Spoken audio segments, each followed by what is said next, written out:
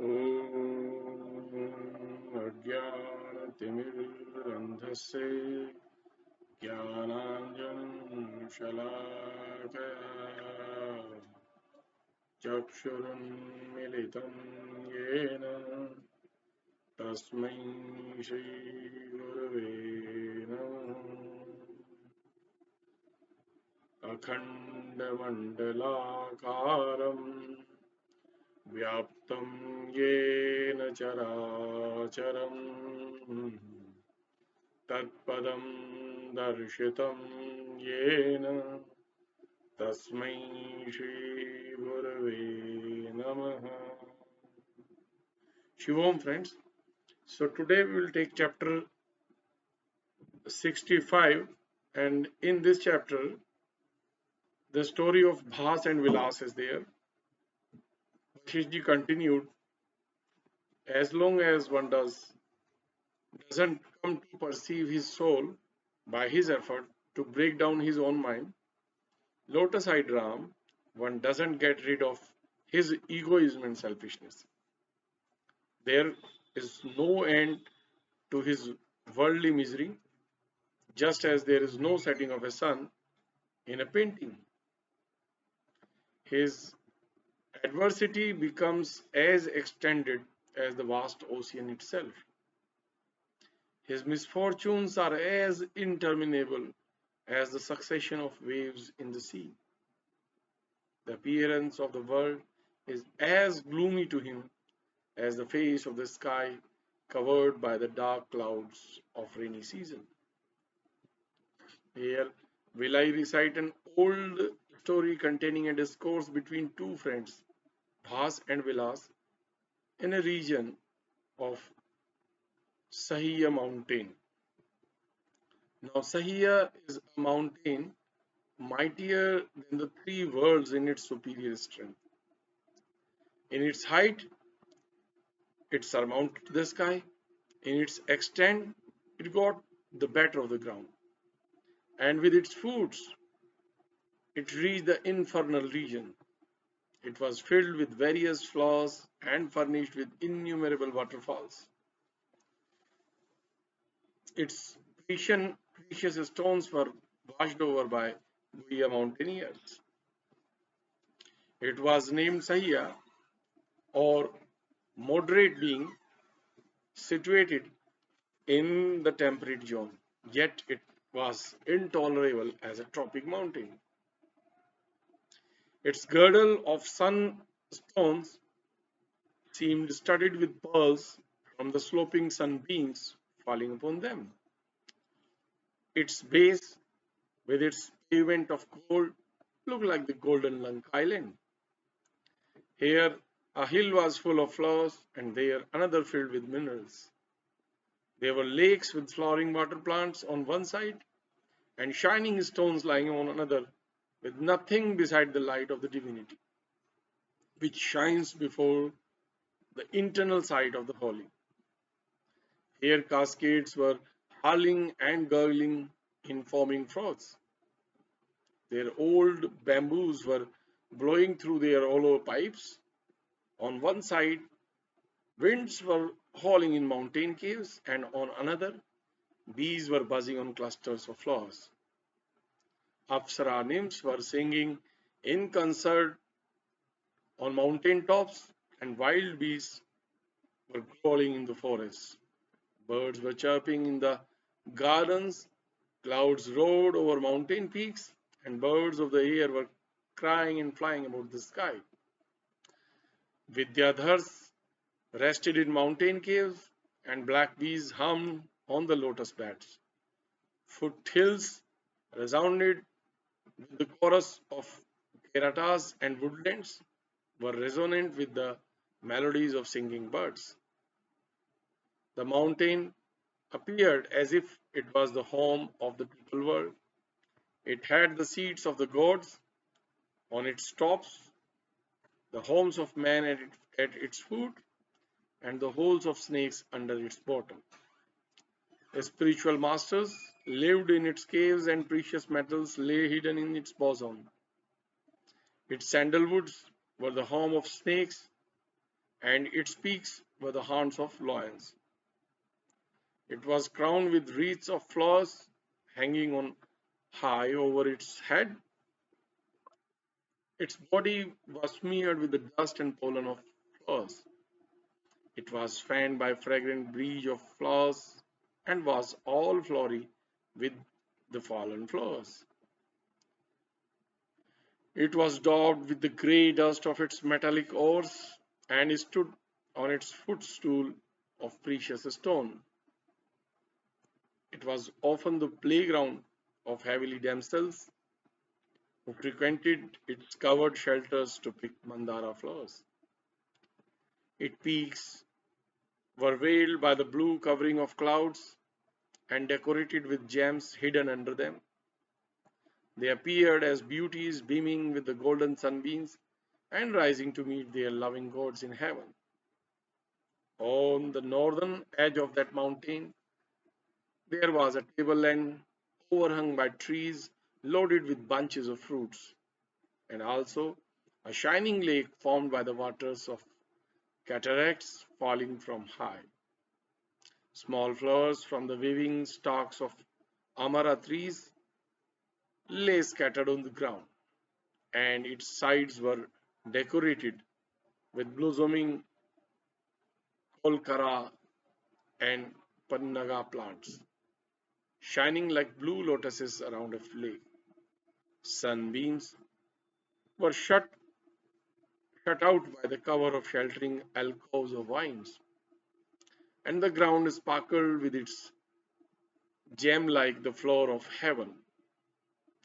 Jumbo fruits distilled their juice like cooling moonbeams, and all these made this spot a as delightful as the moonlight sky. It was delightful as the heaven of Brahma and the celestial seat of Shiva. Here, sage Atri held his hermitage, which blotted away the austerities of the spiritual masters. In his hermitage, there dwelt two hermits, both of whom were as wise and knowing as Brihaspati and Shukra, the teachers of gods and demigods. The two were of one flesh and soul, and in time brought forth two children, like two buds of lotuses growing in the same bed. Their bodies as pure as the clear lake from which they sprang, they were named Bhas and Vilas. They grew up in time like two orchids upon the branching arms of their parents. They had one soul and mind in two bodies, united to one another as those of two loving brothers and intimate friends. They remain inseparable like oil in sesame seeds and like a flower and its fragrance. The fond parents became even more attached to each other in their hearts and minds from their affection and taking care of their sons, who seemed to be one and the same person in two different bodies. The two children of graceful forms also enjoyed each other in the same hermitage. They moved about like two bees over the same bed of lotuses in the same lake. They passed their boyhood and attained their youth, shining forth in a short time as the two luminaries of sun and moon rising together. Then the aged parents left their infirm bodies and went to heaven like a pair of birds quitting their broken nest. The death of the parents made the youths as dejected as a drooping lotus in a dried up channel. The vigor of their bodies gave way to a lack of energy. They discharged the funeral rites and remained long in their mourning. The sad accidents of life cannot be avoided even by the good and great. After they completed the funeral rites, they were overpowered by grief and sorrow. They continued to wail over their memory with piteous cries and tears. They sat silently and inactive like pictures in a painting, their melancholy faces and hearts heavy with sobs and sighs. And in the next chapter 66, the two hermits wander and meet in old age. Vashiji continued, the two sorrowful hermits continued observing their rigorous austerities until their bodies became emaciated like two withered trees in the forest. They passed their time in the solitary forest with cool apathy in their minds. They were as helpless as a stray, separated male-deer. They wandered separately far away from their home and possessions. They passed their days and nights, then months and years in this manner, until both were worn out by age, like two withered trees in a valley. Not attaining true knowledge, their austerities served only to shatter their frames and reduce their strength. Finally, at last, they happened to meet one another and took to their conversation in the following manner. Vilas said, O Bhas, who is the best fruit of the tree of my life, who has his seat in the recess of my heart, and is a sea of ambrosia to me? I welcome you, O my best friend in this world. Tell me, my good friend, after you separated from me, how and where have you passed such a long time? Have your austerities been successful and rewarded with their fruit? Tell me whether your mind is free from anxieties and whether you are in possession of yourself. Say, have you obtained the reward of your learning, and after all, have you gotten your peace and quiet? Being addressed and asked in this way by Vilas, whose mind was troubled with the vexations of this world, Bhas, who had attained complete knowledge, replied to him as respectfully as a friend does to his dearest friend. Bhas replied, O good friend, you are fortunately and happily met here this day, but how can we expect to have our peace and rest as long as we have to remain in this world of strife and valley of misery? How can I have my rest while trouble and passions are not subdued in my breast, until I know the knowable, and until I can get across this world, this sea of the world?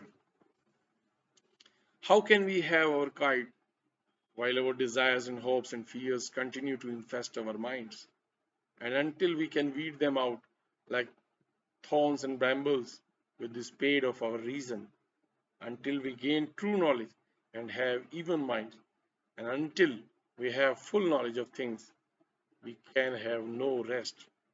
Without knowledge of the soul and acquisition of true knowledge, which is the greatest remedy against all diseases of the mind, it is impossible to escape from the pestilence of the world.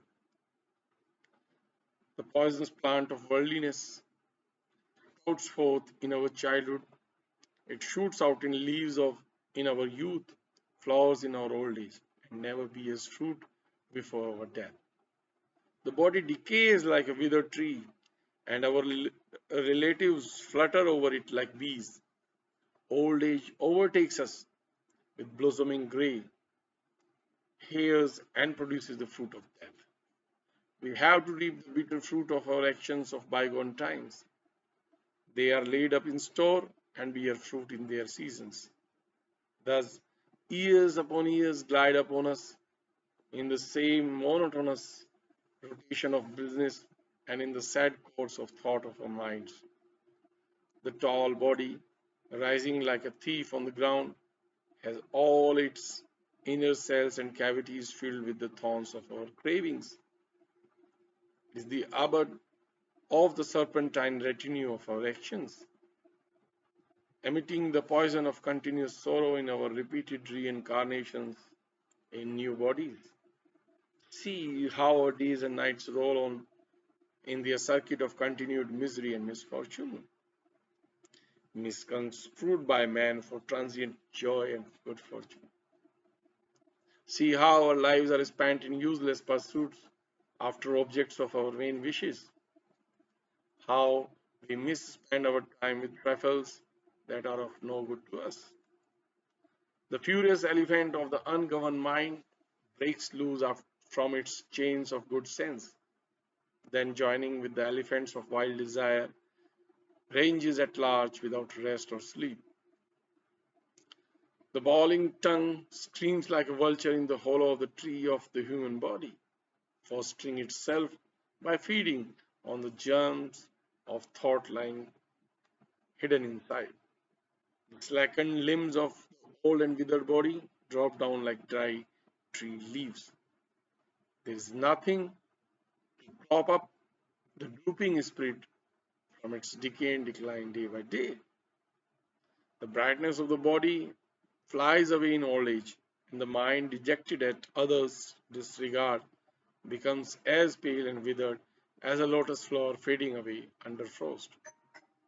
As the channel of the body dries up in old age and the water of youth is drained out of it, so the swan of life flies far away. There is nothing to retard its flight. The old time worn tree of aged body is overpowered by the force of the blast of time, blowing its leaves and flowers below, then burying them in the ground.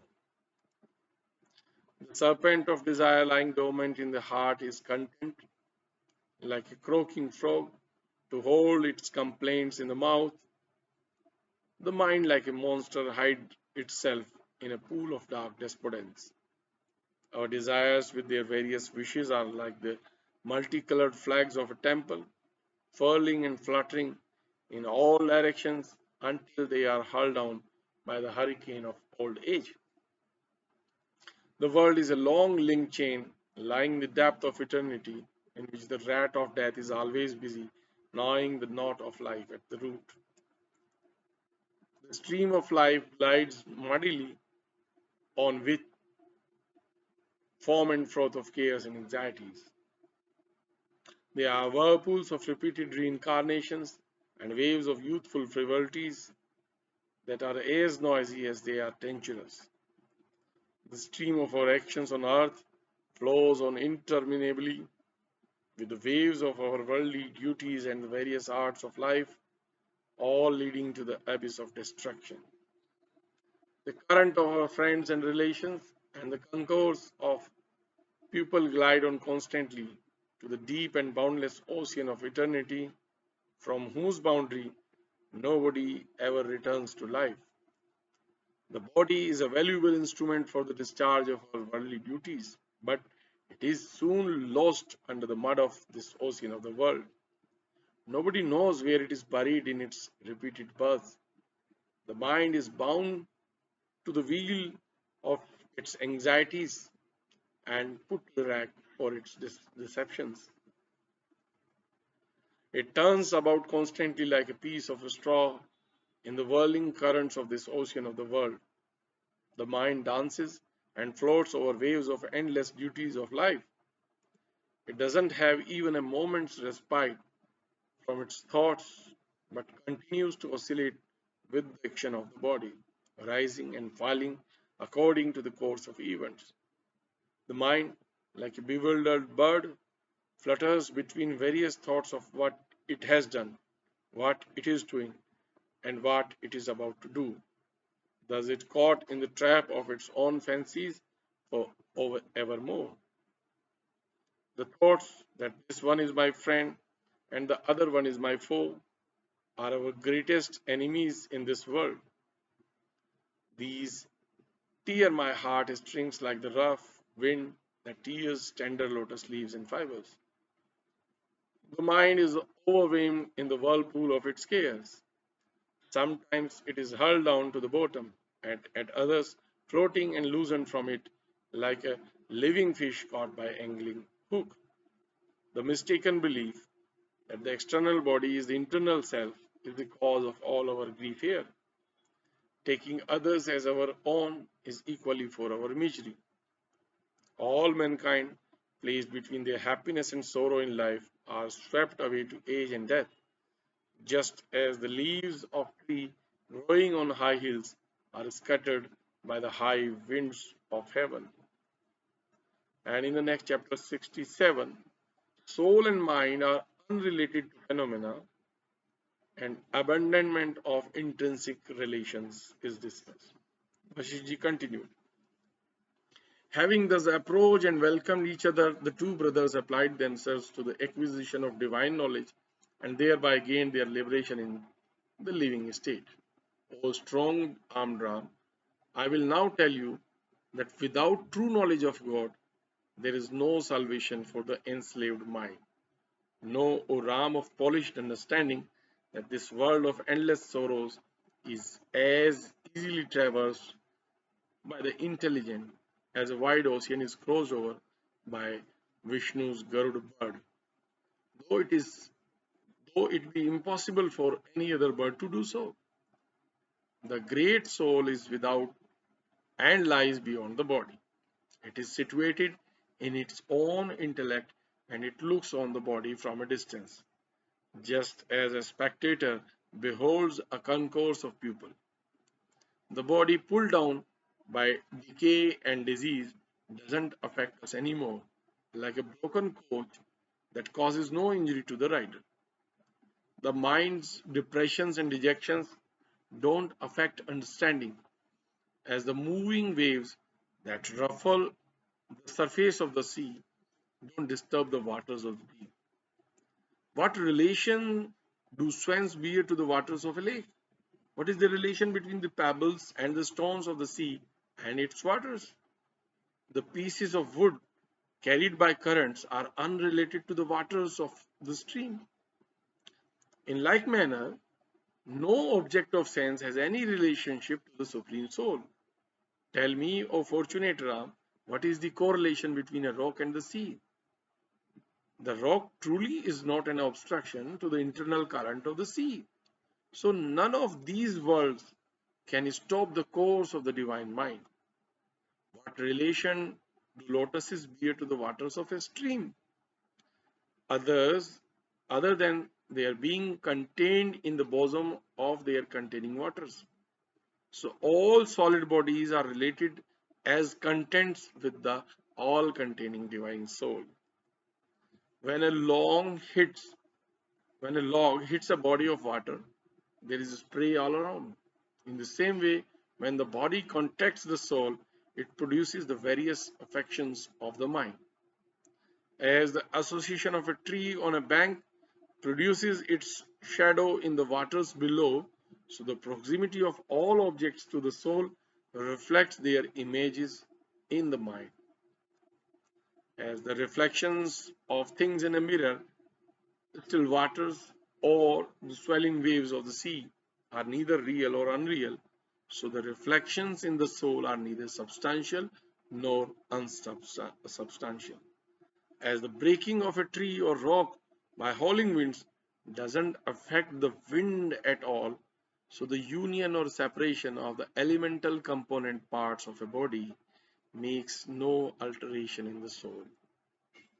As a tree falling in water produces a vibration and sound, so the contact of the body and soul produces a vibration in the intellectual organs. But these impressions have no relation either with the pure and simple soul or with the gross body. All these are only delusions of our false knowledge. When these delusions are gone, we are left with only transparent consciousness, as no one has any notion how wood and water are connected, so nobody has any knowledge of how the body is united with the soul. The world appears a reality to the unintelligent and as a substantial entity to those ignorant of truth. Those without an internal perception of moisture in wood and stone are like worldly minded materialists who have knowledge of only external objects. Those without intuitive knowledge find no difference between wood and water, so they believe the body and the soul to be the same thing. They don't know their lack of relation or connection with one another, as the relationship between wood and water is imperceptible without reasoning. So, such people are unacquainted with the lack of any relationship between soul and body because they lack intuition. The soul is purely conscious of itself in all places and without any objective knowledge of anything at all. It is not liable to the false knowledge of duality. The soul's false apprehension of unrealities covers, converts its bliss to misery, just as one's false imagination of a ghost makes him see an apparition. Our internal conviction of relevancy makes things quite irrelevant become relevant, like seeing and catching thieves in our dreams, or the appearance of a demonic apparition in a block of wood. As the relationship between wood and water is altogether unreal, so the correlation between soul and body is wholly false and unsubstantial. As the water is not troubled if a tree doesn't fall into it, so the soul is not disturbed without its thoughts of the body. The soul, freed from its connection with the body, is free from all the maladies and miseries which flesh is here too. The misconception of the body being the soul makes the soul subject to all the imperfections and infirmities of the body, just as the clear waters of the lake are soiled by the leaves and twigs that float upon it. Absence of any intrinsic relationship between external and the internal soul liberates the soul from all the casualties in the course of things. But the presence of extraneous associations makes the internal soul like turbid water by reason of the mass of leaves, fall things, fruit, and flowers continually falling upon it. The soul, free from its innate knowledge of the objective, is wholly absolved from misery, while the knowledge of its connection with the body, senses, and mind is the mainspring of all its sorrows. The internal connection of externals is the seed of all the evils of man in this world, bringing forth all of mankind's pain, sorrows, and errors. A man who is internally connected with the external sinks deep under the load of its connections in the depth of this earth. But he who is aloof from his internal relations floats above the surface of this sea and rises up in the air like an aerial being. A mind with its internal bearing is like a tree with 100 branches, but the mind lacking internal relation is said to have faded and grown extinct. A mind unattached to the world is like a pure crystal without any shade of color in it. But a mind attached to the world is like a prismatic glass with all the colors of the rainbow. An unattached and untainted mind is said to be set at liberty, even though it is working in the world. A mind is said to be unattached if it is thoughtless of the world through the practices of austerities. A mind attached to the world is said to be bound to it, but that which is detached from the world is said to be set free from it. The internal attachment and detachment of mind cause its bondage and liberation. Unworldly minded persons are not tied to the earth by their worldly actions. They remain aloof from all their actions, like a floating vessel remains above the sweet or salty waters beneath it. The tendency of the mind makes a man master of an action which he actually hasn't done. Just as the delusion of the dreaming mind makes one feel the pleasure and pain of his pleasing and unpleasing dreams. The activity of the mind also gives activity to the body, just as the action of the mind in dreaming gives motion to the inert body of the sleeping man. Inactivity of the mind causes the inaction of the body, and though the body should act by its physical force, yet the detached mind is not enmeshed in the action. Man gets the retribution of the actions he has done with his mind and not those that pass without his knowledge. The inert body is never the cause of an action. The mind is never joined with the living body like an automation or self moving machine, or like a clock whose spring lies in itself. The body requires the action of the mind to put that animal force into motion. The mind which doesn't pay attention to an action of the body is never considered to be the agent of that action. No reward of any action ever accrues to one who is not engaged in doing that action. The man who is not intentionally employed in the sacrifice of a horse or the slaughter of a Brahmin neither reaps the goods of the one nor incurs the guilt of the other. Just as the minds of distracted lovers are never aware of the results of their own deeds. One free from any intrinsic relationship with anything is most agreeable to all by his elevated behavior. Whether he acts or neglects his part, he remains indifferent to both. No agency is attached to the man whose action is involuntary and whose mind is released from its internal attachment to anything. The unconcerned detachment of the mind is attended with composure. The mind's careful concern for anything whatsoever is filled only with vexation. Therefore, avoid your internal concern for anything that you know to be related to you only external. Release yourself from the mortification of the loss of all external relations. The mind, cleared of the foulness of its internal relationship with external phenomena, acquires the transparency of the cloudless sky. After all dirt and waste are cleared within, the mind becomes one with soul, like a bright gem shining with double brightness of a luminary, or like a blue streamlet receiving the blue color of the azure sky.